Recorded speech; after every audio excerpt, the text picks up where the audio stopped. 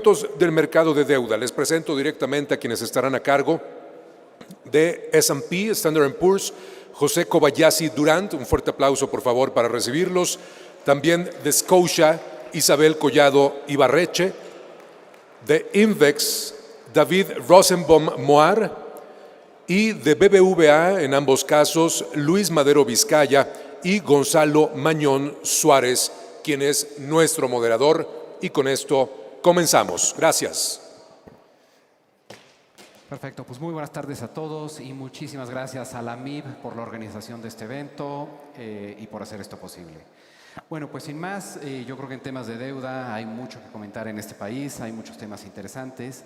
Y aquí tenemos a Pepe Kobayashi, un gran conocedor de este mercado de hace muchísimos años. Y desde la perspectiva de Standard & Poor's, desde la perspectiva de calificadora, a mí me gustaría, y yo creo que al auditorio le interesaría mucho saber, ¿cómo ves el mercado mexicano, pero desde una perspectiva internacional? ¿Cómo nos miran de fuera? Hola, Gonzalo. ¿Me escuchan bien? Sí, ¿verdad? Pues mira, el mercado de deuda mexicano es un factor positivo para nosotros cuando estamos en nuestros comités de crédito de todas las prácticas. Es una fuente de financiamiento muy importante para el gobierno y para el sector corporativo. Es un mercado que permite financiamiento en moneda nacional a plazos hasta de 30 años en algunos tipos de activos. Además, ha sido un mercado que ha facilitado o contribuido a la estabilidad macroeconómica de la cual hemos gozado por más de 20 años, ¿no? Lo que ha hecho es, ha reducido de manera muy importante la necesidad de que las empresas y el gobierno se busquen dinero en el exterior, y eso no es un tema menor. Tiene una buena infraestructura, hay profundidad, y también te diría, nosotros lo vemos sofisticado. O sea, en el mercado mexicano, por ponerte un ejemplo, fue donde se colocó uno de los primeros proyectos renovables de energía a través del formato de Project Finance. También es el mercado, por ejemplo, más importante en términos de emisiones de deuda respaldadas por hipotecas, en términos de también para proyectos carreteros, proyectos de infraestructura en general. Yo quizás lo único que agregaría es que lo que sí notamos es que está subutilizado. La participación del sector privado en el mercado es relativamente baja. Y por otro lado, también las emisiones respaldadas por activos también es una participación no muy alta. Entonces, le vemos un gran potencial para la de la cual hablaba. Gracias, Pepe. Y bueno, Luis, por ejemplo, tú que estás en áreas de mercado secundario y hablas con inversionistas internacionales, ¿podrías comentar cómo nos ven de fuera? Hablando respecto a cómo los inversionistas internacionales nos ven, y lo que nos han dicho a lo largo de este último año es, primero que nada, les gusta mucho la región, y la región me refiero a todo lo que es Latinoamérica. Dentro de Latinoamérica, el país de preferencia es México, y esto es por varias razones. Primero, ven una estabilidad política, sienten al país estable en ese aspecto. También ven un buen manejo de las finanzas públicas. Y inclusive ahorita, en las últimas fechas que estamos entrando en un proceso electoral y en un cambio de administración para el próximo año, nos han dicho que les sigue gustando México. No les preocupa todavía la parte política. De la parte de las finanzas, lo mismo, les gusta, inclusive con el nuevo presupuesto que se está proponiendo para el 2024, nos han dicho que aún así ven a México fuerte en la parte de finanzas.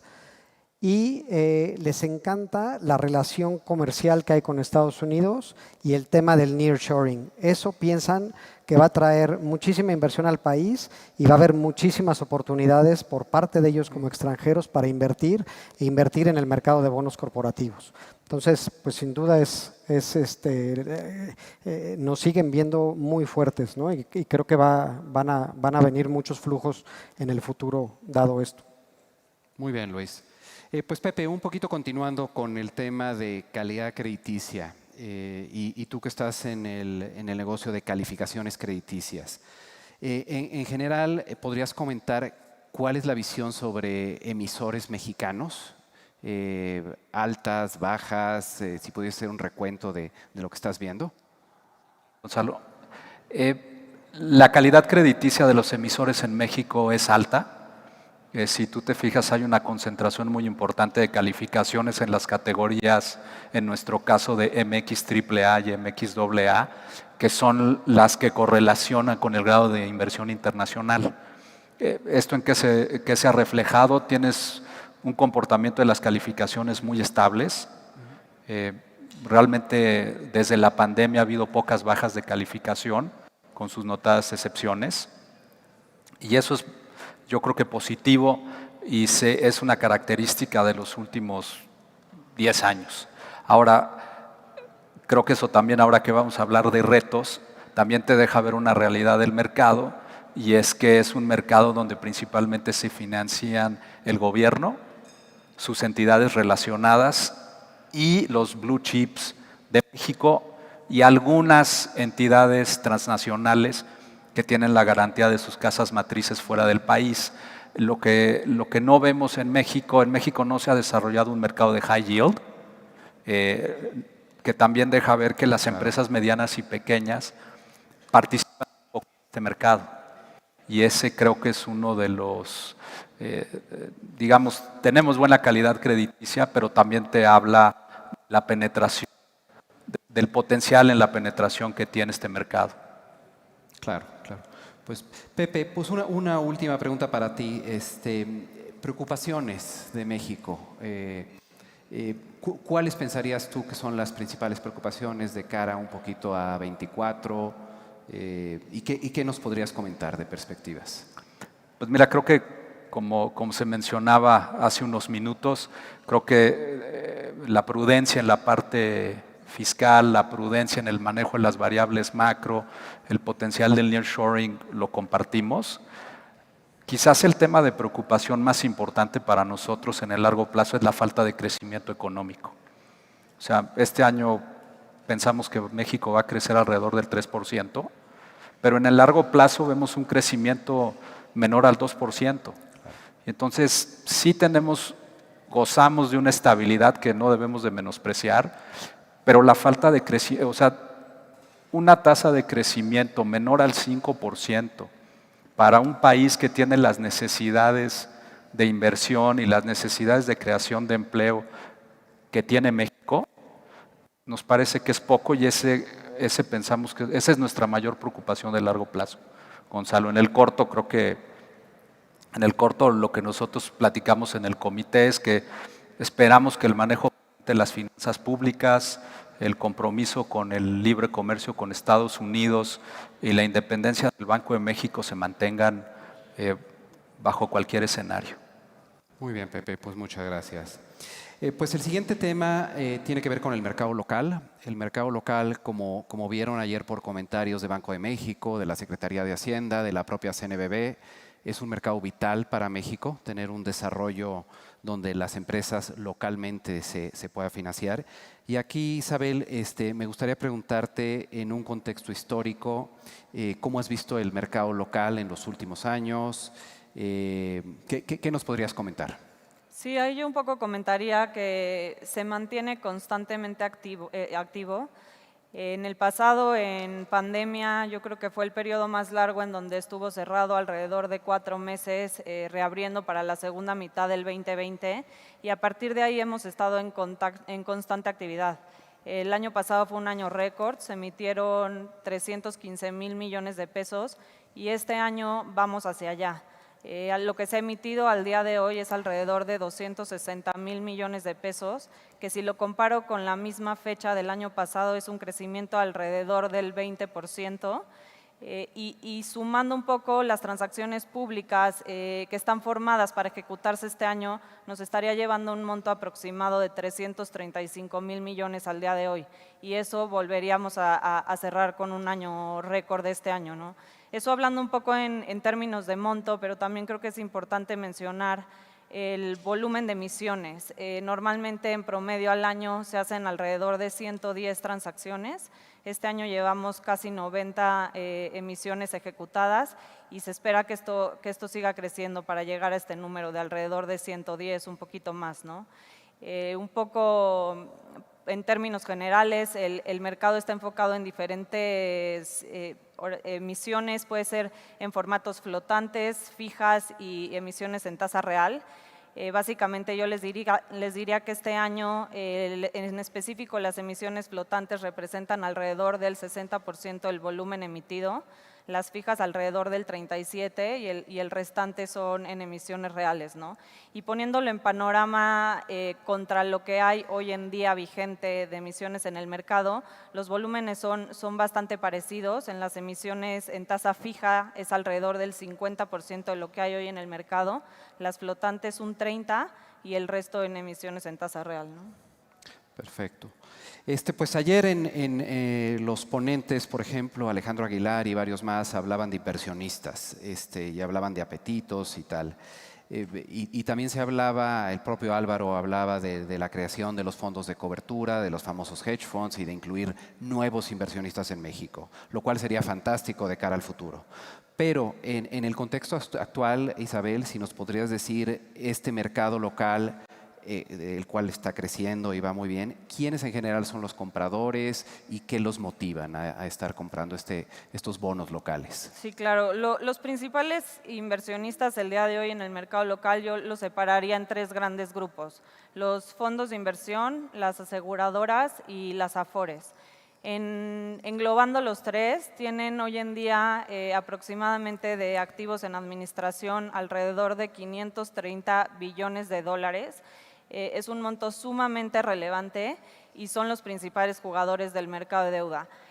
Si me enfoco un poco más en el apetito de cada uno de ellos, les diría que los fondos de inversión buscan participar en emisiones en tasa flotante en plazos de alrededor de entre 1 y 3 años. Han buscado privilegiar tener liquidez dentro de los fondos y no irse a plazos más largos. Hace alrededor de 4 o 5 años los veíamos participando en tramos a 5 años, hoy en día no están ahí.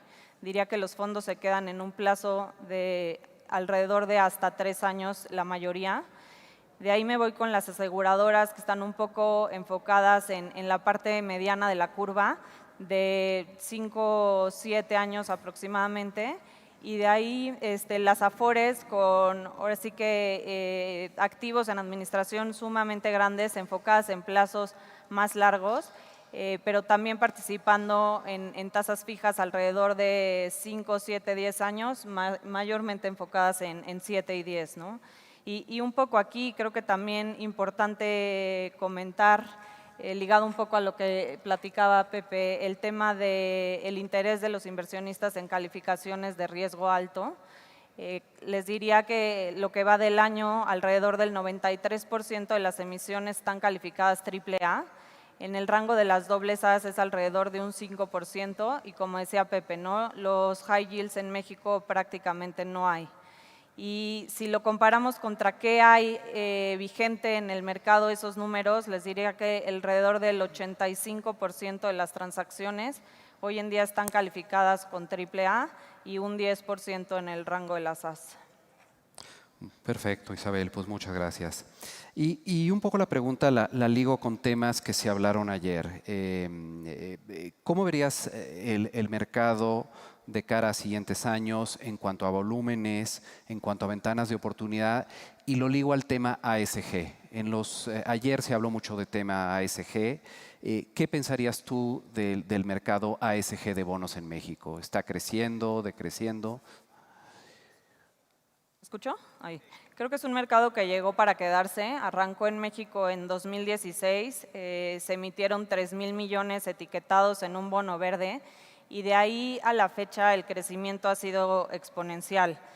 Al día de hoy, este año, se han emitido 130,000 millones de bonos etiquetados con las diferentes etiquetas, ya sea verde, social, sustentable, y el año pasado empezaron en México los bonos vinculados a la sustentabilidad.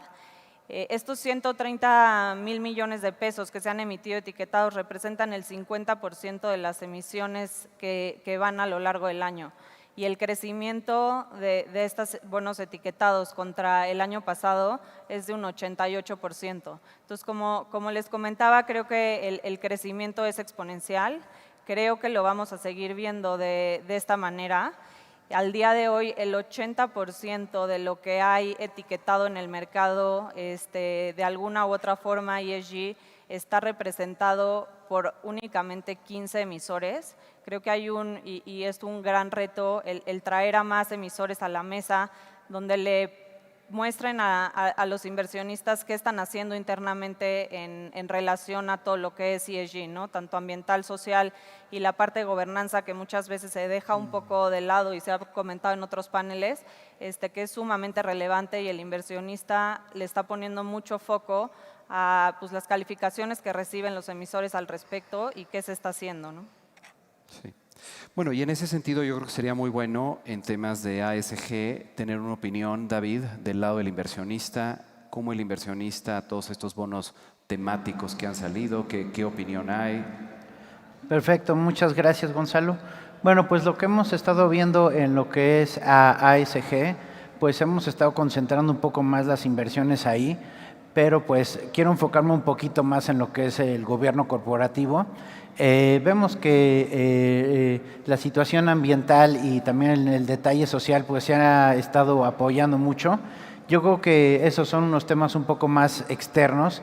En cuanto a lo que es gobierno corporativo, eso sí es un poco más interno de cada empresa y lo que debemos estar apoyando mucho porque pues gracias a esos apoyos corporativos, gracias a la actividad del gobierno corporativo pues que se está enfocando mucho a lo que es calidad en la empresa, pues un detalle más ético ahí, de mayor calidad humana, que haya procedimientos y actividades que pues estén apoyando mucho a la empresa y a que pueda crecer de una manera pues sana, constante y que también pues tenga mucho el respaldo ético que pues es algo que nunca se quita, ¿no?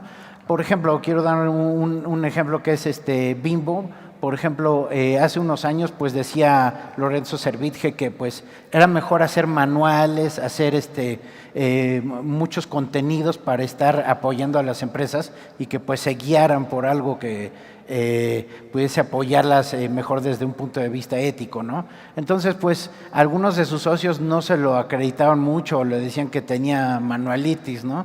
Pero bueno, pues yo creo que a Bimbo le ha estado ayudando muy bien porque les ha ayudado mucho a tener una mejor estructura corporativa y a tener un respaldo ético muy, muy bueno. Y pues como es parte del ASG, pues pienso que le ha estado apoyando mucho, ¿no?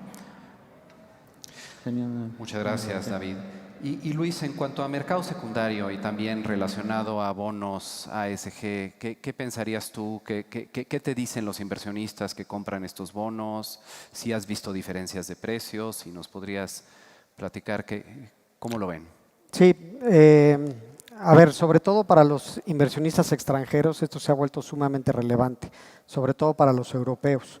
Nosotros participamos en muchas operaciones con bonos que son emitidos en pesos, pero son euro-clearable, en donde hay muchos inversionistas extranjeros, y hemos visto que sobre todo en Europa ya hay regulaciones que tienen que cumplir para sus inversiones ASG. Si no cumplen con estas inversiones, tienen que salir y vender los papeles. Hemos tenido mucho volumen de algunas de las empresas o de los bonos que son euro-clearable, que nos han estado vendiendo los inversionistas, sobre todo los europeos, una buena parte también de los americanos, pero es algo que sin duda ha estado creciendo y cada vez toma mucho más relevancia. En México lo mismo. En México también vemos que los inversionistas cada vez están calificando ellos las emisiones.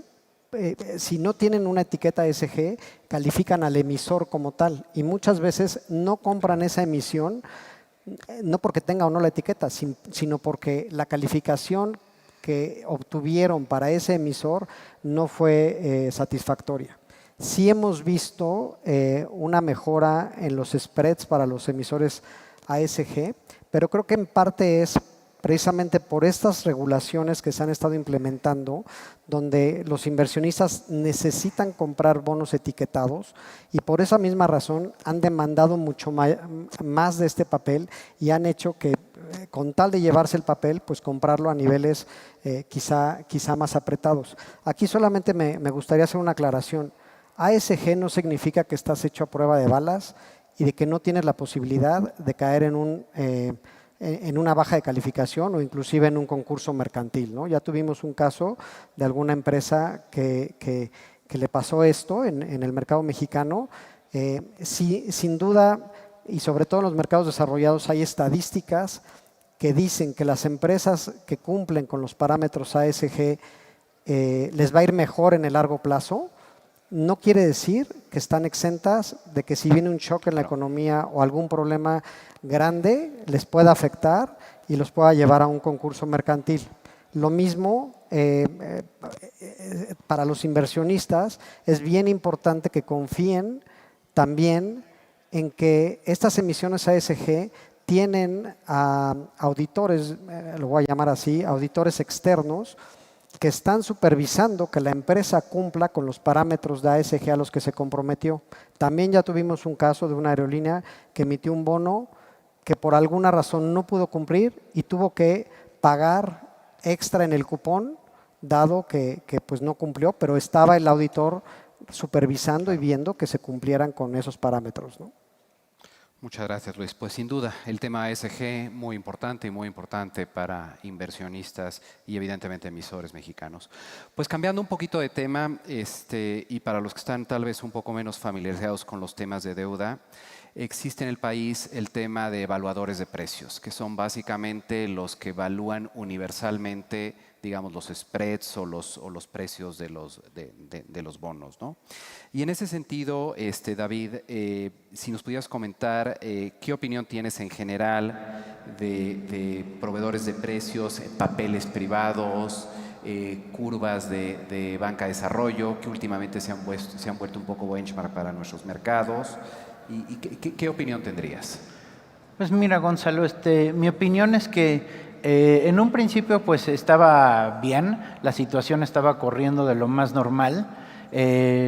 Los proveedores de precios pues estaban valuando bien los precios de los papeles. Sin embargo, hubo un momento en el que se empezó a ver que estaban tomándolos a unos precios en verdad muy bajos e incluso pues causando que las sobretasas llegaran a estar en niveles pues negativos, ¿no? O sea, por poner un ejemplo, en banca de desarrollo se veía mucho que en algunos papeles, menciónense algunos como pues Banobras, Bancomext, Sociedad Hipotecaria Federal y demás, en algunas ocasiones pues los price vendors te toman como regla que si se hace una operación por 20 millones o más de ese papel, aunque ese papel haya tenido alrededor de 5,000, 10,000 millones ahí en el mercado, pues si se operaba por esos 20 millones y a una sobretasa en verdad ridícula, podía bajarlo mucho y provocar que el resto de su posición sí tuviera una baja importante en la sobretasa y por lo tanto pues ayudarle a mejorar la rentabilidad. Pero por el lado negativo, pues lo que pasa es que ya la liquidez de ese papel pues va a ser muy difícil estar moviendo. ¿Por qué? Porque va a estar siendo evaluada en un nivel prácticamente pues TIE menos 0.25, por poner algunos ejemplos, ¿no? Entonces, ¿eso qué pasa? Ahí pues se pierde el mercado secundario por completo, se pierde liquidez en el mercado y en verdad pues uno voltea a ver su cartera y ve que todos los días están marcando niveles pues incluso abajo de lo que es el fondeo a un día, ¿no? Esos papeles pues llegan a estar dando un rendimiento menor a lo que es el fondeo bancario un día, ¿no? Entonces, pues Ese es el detalle el único detalle que les vería a los proveedores de precios. En todo lo demás yo pienso que están bien, no tienen ningún problema, sí evalúan bien la mayoría de los papeles, incluyendo las hipotecarias de México como los papeles CEDEVIS, Infonavit y Tefobis, pero en algunos casos, como son los que les mencioné, especialmente los de banca de desarrollo, pues sí llegan a verse estas valuaciones que no son tan reales como podrían ser en el mercado secundario, ¿no? Entonces, lo que podríamos estar haciendo es, pues, incentivar a que, pues, estos cambios de precios sean por mayores montos o detalles así, ¿no? Pero sí, yo creo que es importante estarlo abordando y que en algún momento, pues, se arregle ese problema, ¿no? Porque, pues sí, varios fondos de inversión ven cómo esos papeles se los están valuando mal y a la hora de querer salir a venderlos en el mercado, pues en verdad les resulta imposible porque ya sea uno u otro estaría teniendo una baja en valuación pues muy fuerte, ¿no? Entonces, pues nada más lo quería poner aquí como algo que analizar y pues ver qué se puede hacer al respecto en un futuro cercano, ¿no? Perfecto, David. Pues, muchísimas gracias. Pues digo, ya nos comentaba Isabel que el mercado primario va muy bien en México, se han colocado muchísimos emisores, muchos triples A's, pero parte importante del mercado pues también es tener mercado secundario de los títulos, ¿no? Los que ya se colocan. Entonces aquí me gustaría preguntarte, Luis, tú que estás en el tema de mercado secundario de bonos, ¿qué factores son los que piensas tú que influyen para que los títulos sean algunos más líquidos o algunos menos líquidos? No. Bueno.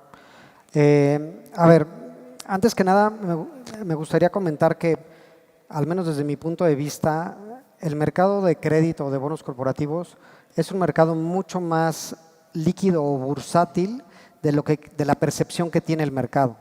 Hay mucha liquidez y mucho movimiento, ¿no? Y en parte es lo que comentaba Isabel, tanto se ha podido colocar en el mercado primario, eso quiere decir que hay un interés por el activo y que hay liquidez para el activo, ¿ok?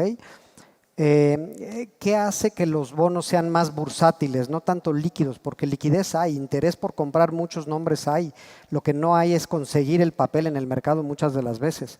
Lo que yo he visto o lo que sentimos en BBVA, que es lo que más bursatilidad les da, son varias características. Primero, los bonos que más operamos nosotros son los bonos que son Euroclearable, que podemos liquidar tanto en el mercado local como en el mercado internacional y donde participan inversionistas extranjeros.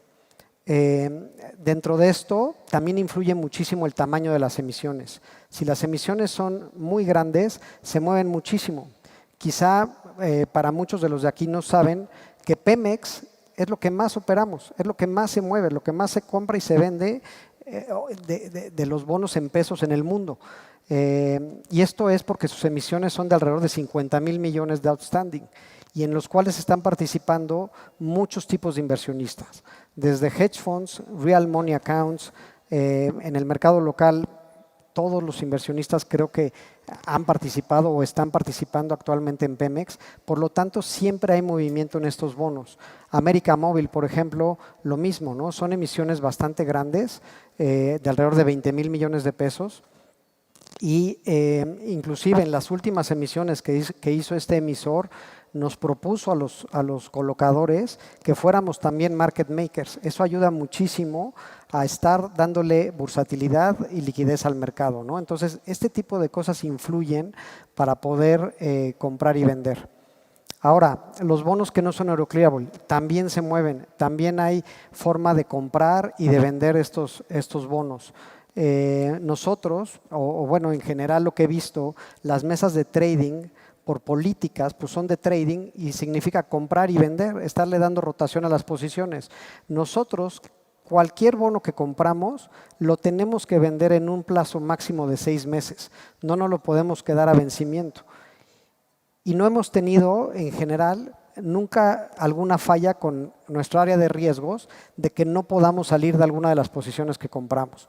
Normalmente hemos podido rotar estos papeles. Eso quiere decir que sí hay movimiento y que sí hay liquidez, para los diferentes formatos que se emiten en México, ¿no? Ya sean udizados, flotantes o fijos, siempre encontramos un precio.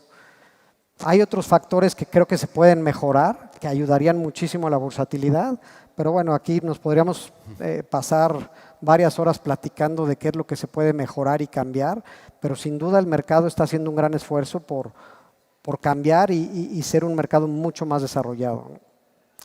Muy bien, Luis. Y aquí, pues una pregunta abierta, tanto a Luis como a Isabel. El tema de sectores, tanto mercado primario como mercado secundario. ¿Existe alguna preferencia por algunos sectores versus otros? ¿Existen algunos sectores vetados? ¿Existen algunos sectores que generen una demanda extraordinaria respecto al resto de los demás sectores? Pues ahí si quieren empiezo, Luis. Yo diría que en el mercado primario lo separaría básicamente 4 sectores principales: cuasi soberanos, que son empresas que tienen garantía del gobierno, como pudieran ser las bancas de desarrollo, incluso incluimos ahí a Pemex y a CFE, son sumamente activos en el mercado local. Por otro lado están los corporativos, están los bancos, algunas supranacionales o instituciones financieras no bancarias, que esta última, hoy en día lo que vemos del lado de los colocadores, por las pláticas que hemos tenido con inversionistas en el mercado y las transacciones que hemos o no podido ejecutar, es que el inversionista está bastante echado para atrás hoy en día con el tema de instituciones financieras no bancarias. No está cerrado el mercado para todos, creo que es algo cíclico. Tristemente pasan eventos en el mercado que eso hace que el inversionista prenda focos y se meta a revisar un poco más a detalle, y hay momentos en el tiempo en donde ciertos sectores baja la actividad hacia ellos, ¿no? Yo diría que hoy principalmente son esas instituciones financieras no bancarias y bursatilizaciones, creo que son los que ha costado más trabajo en el último año, año y medio colocar en el mercado. Sin embargo, eso no quita que el día de mañana puedan estar otra vez activas. Y Luis, tú desde una perspectiva secundaria, ¿qué opinarías de sectores? ¿Hay alguna preferencia? Coincido en gran parte en todo lo que dijo Isabel. Lo que agregaría es que ha habido un cambio en los últimos años de la forma en la que los inversionistas participan en los diferentes sectores y en los mercados, ¿no? Sobre todo, hace 5 o 6 años quizá los inversionistas decían, esta empresa es AAA y está emitiendo a tal plazo, por lo tanto le corresponde tal sobretasa. Hoy en día ya el mercado se ha vuelto mucho más selectivo y ha dicho, ok, tú eres una empresa de consumo, digamos Bimbo, por lo tanto me gusta mucho el riesgo que estoy comprando, me gusta mucho tu papel y siento que tu papel o tus bonos son muy defensivos ante cualquier evento que haya en la economía, por lo tanto estoy dispuesto a comprarte a un spread muy bajo. Quizá un spread que solamente representa el riesgo de liquidez para el inversionista de poderse salir de esa posición. Por el otro lado tenemos, por ejemplo, en el sector de las fibras, a fibras que son AAA también o que están calificadas como AAA por las agencias calificadoras y salen a los mismos plazos que saldría la empresa de consumo, sale la fibra AAA a niveles de 190 de spread, ¿no? Entonces, sí está haciendo mucha diferencia en el tipo de sector y en el tipo de empresa el precio al que le están poniendo. No creo que haya sectores que están cerrados, como lo bien decía también Isabel. Las financieras no bancarias, hubo un par de eventos por ahí que quizá afectaron, pero sin embargo recientemente vimos un par de arrendadoras que salieron a emitir y pudieron colocar pues todo lo que querían colocar. Quizá un spread un poquito más alto, pero son empresas pues que el mercado y los inversionistas confían en ellos y sí están pudiendo colocar, ¿no? Entonces, creo que el mercado está abierto para todos. Sin duda hay una preferencia quizá por empresas de consumo para los niveles. Y por ahí nos vamos en los diferentes sectores y se va viendo reflejado sobre todo en el precio. Perfecto. Pues muchísimas gracias. Creo que vamos bastante bien en el tiempo y de hecho nos quedan algunos minutos para preguntas del público. Como se mencionó hace un momento, está habilitado un QR para recibir preguntas del público y empezamos pues ya a recibir algunas, ¿no? Las voy leyendo conforme van llegando, ¿no? La primera pregunta, y creo que es general, la pueden contestar cualquiera de los 4 panelistas, tiene que ver con mesas de bonos corporativos y tiene que ver con desarrollo de mercado, que es un poco lo que se está viendo en este foro de la MIB. Y particularmente es una pregunta que nos ayuda porque ¿qué necesitarían de parte del gobierno para fomentar el mercado de bonos corporativos? Es una pregunta muy extensa, pero creo que nos abre la puerta a como gremio pues poner algunas cosas sobre la mesa. Y no sé quién quisiese empezar. Ahí me escucho, puedo arrancar un poco en términos de lo que se requiere en base a documentación y todo el proceso de preparación de un emisor para salir a emitir deuda en el mercado. Es un proceso largo, se requiere bastante documentación y muchas veces el tema de las autorizaciones regulatorias podría ser un freno que al llevarse demasiado tiempo podemos no estar listos en una ventana de mercado que haya en su momento, ¿no? Eso nos podría limitar un poco a poder salir en tiempo y aprovechar las buenas condiciones de mercado porque no tenemos listo la documentación. Perfecto. Muchas gracias. Podría incluir que, pues sí, o sea, no solo, o sea, además de la documentación y demás, pues sí vemos que las autoridades podrían acelerar algunos procedimientos, también igual pues con las bolsas de valores, que pues también nos pueden estar apoyando ahí un poco más a que pues salgan más las emisiones un poco más rápido, o sea, pone un poco más apoyo ahí, y creo que una buena forma de hacerlo pues es lo que se está pensando hacer con las pymes, ¿no? Que se hagan con unos procedimientos mucho más cortos, sencillos, y que pues así podamos hacer todo de una manera más rápida, incluyendo pues también calificadoras, ¿no? Entonces, pues yo creo que esa sería la forma de agilizarlo y también así pues la liquidez aumentaría un poco más, ¿no? Perfecto. Adelante, Luis, por favor.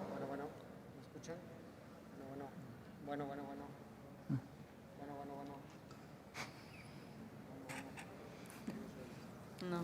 ¿Quién eres el chico? Ya estás. Igual pensé que ya había hablado mucho y ya no iba a poder hablar. Exacto. No, a ver, sin duda hay muchísimos puntos en los cuales nos podrían ayudar. Bien lo decía David, el tema de las valuaciones es un tema que afecta mucho en la bursatilidad, en la liquidez de los mercados. La regulación de la mayoría de los inversionistas es que no pueden operar fuera del precio de evaluación o muy fuera del precio de evaluación, y sin duda hay muchos papeles que se pueden revisar y yo revisaría las metodologías de las valuadoras para ver cómo podemos ayudar a que el mercado sea mucho más bursátil.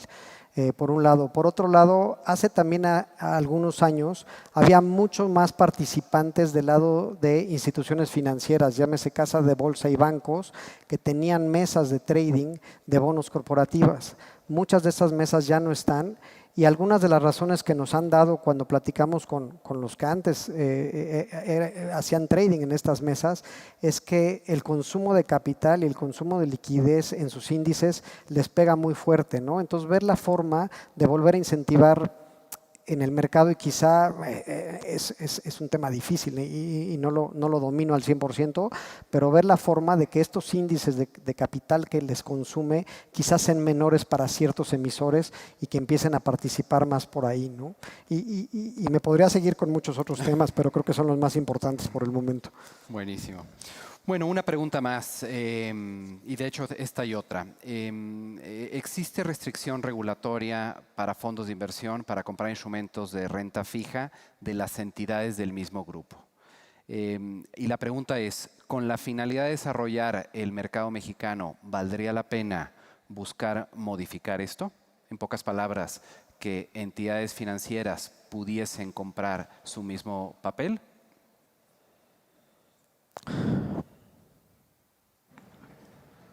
Pues miren, si quieren yo empiezo.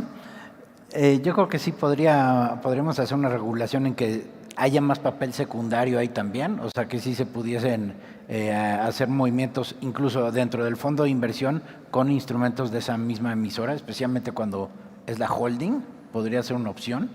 Otra también con que sea el banco, o sea, además de poder participar en lo primario, que sí pueda hacer mercado secundario, ¿no? Especialmente en fondos de inversión, porque podríamos estarlo circulando de una manera más ágil, ¿no? Y no que se quede así en manos firmes o buy and hold ya para el resto de la vida del papel, ¿no? No sé si tengan alguna otra observación los demás. Adelante, Solo Isabel. comentaría ahí un poco que creo que hay que tener en cuenta también que muchas veces los fondos de inversión dentro de la misma institución tienen un Chinese wall y toman decisiones independientes, no necesariamente van con la decisión del lado del banco de hacer las emisiones, entonces tienen ese, digamos, voto de decir quiero participar o no porque hace sentido o no dentro de mi portafolio, ¿no? Entonces solo cuidaría esa parte. Perfecto, muchas gracias. Y bueno, tenemos una última pregunta para terminar y tiene que ver con ETFs. ETFs, como sabemos, en temas de equities es bastante común, en temas de deuda en México tal vez menos. Entonces, pues es una pregunta abierta a todos, pero a lo mejor Pepe nos puede comentar en cuanto a ETFs de deuda. ¿Hay algo que se vea cercano en el horizonte? ¿Es un asset class que en general vean ustedes que haya causado interés? Pues mira, Gonzalo, como yo estoy en la parte de ratings exclusivamente, lo que no te podría comentar mucho al respecto, pero bueno, con mucho gusto buscamos a la persona y lo ponemos en contacto con alguien en S&P sobre eso. Perfecto, pues muchas gracias. Comentar un poco al respecto de ETFs. Sin duda son instrumentos que ayudarían muchísimo a darle versatilidad o movimiento al mercado de bonos corporativos, pero primero se tendrían que solucionar algunos otros temas. Es muy difícil en el mercado de bonos corporativos irte corto. No existe un mercado de repo desarrollado, mucho menos a largo plazo, lo cual también pues, son mecanismos que nos ayudarían a los traders para estar cortos ciertos emisores, y con las emisiones tan pequeñas que a veces existe, pues también sería muy riesgoso estar corto un papel, ¿no? Y si el ETF sale y demanda demasiada de cierta emisión, sin duda habría alguien que se tendría que quedar corto y eso no sería viable, ¿no? Entonces, creo que es muy bueno, pero eso es muy bueno para un futuro un poco más lejano. Primero hay que arreglar otros temas antes de pensar en los ETFs, desde mi punto de vista. Perfecto, pues muchas gracias. Creo que ya estamos sobre el tiempo. Pues nuevamente un agradecimiento a la MIB, a Álvaro, a Efraín del Rosal por organizar esto y muchas gracias a todos por su atención.